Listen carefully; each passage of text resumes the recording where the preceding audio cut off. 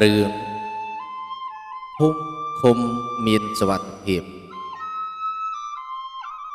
ថ្ងៃនេះនៅមុខសាលាឃុំមានមនុស្សជាច្រើនកកកំពុងឈរអើនពឹកជ្រៀតគ្នាដើម្បី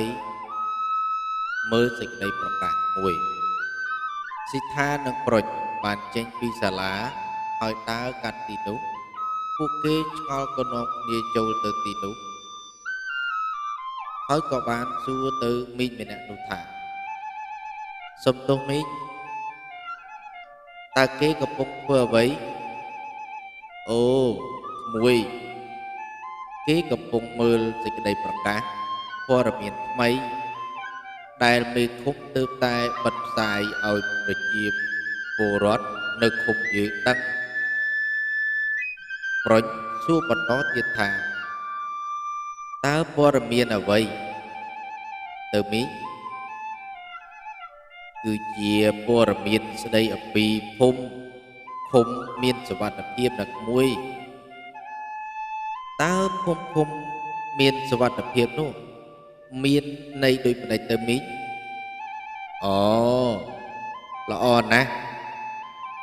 ក្មួយចេះឆ្ងល់នេះល្អហើយភូមិឃុំមានសុវត្ថិភាពមានន័យថាភូមិឃុំដែលគ្មាន9ប្រការដែលតម្រូវឲ្យមេភូមិប្រជាការពារនិងសហគមន៍យើងត្រូវរួមរស់សាមគ្គីគ្នាដើម្បីថែរក្សាភូមិឃុំឲ្យបានសុខសាន្ត9ប្រការនោះគឺ1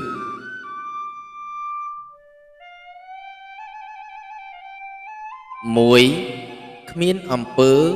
លួចឆក់ប្លន់2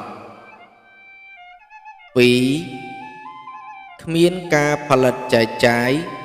និងប្រើប្រាស់គ្រឿងញៀនខុសច្បាប់3គ្មានអំពើអនាចារការជួញដូរស្ត្រីកុមារនិងអំពើហិង្សាក្នុងគ្រួសារ4គ្មានក្មេងទំនើង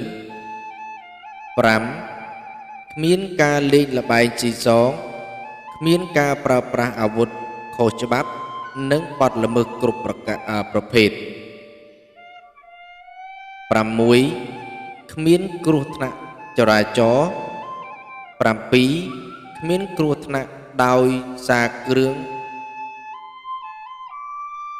7គ្មានគ្រោះថ្នាក់ដោយសារគ្រាប់យុទ្ធភ័ណ្ឌមិនទាន់ផ្ទុះ8មានវិធានការទប់ស្កាត់គ្រប់គ្រងនិងឆ្លើយតបចំពោះគ្រោះមហន្តរាយប្រកបទៅដោយប្រសិទ្ធភាព9គ្មានការត្រួតពិនិត្យខុសច្បាប់ក្មេងទាំងពីរភ្ញាក់ព្រឺតញាក់មុខដាក់គ្នារួចហើយឆ្លើយអូពួកខ្ញុំយល់ច្បាស់ហើយមីងអរគុណមីងច្រើនបើអញ្ចឹងខ្ញុំសូមជម្រាបលាមីងសិនហើយតោះពួកយើងទៅវិញយើងត្រូវចូលរួមរក្សាសុវត្ថិភាពភូមិយើងទាំងអស់គ្នា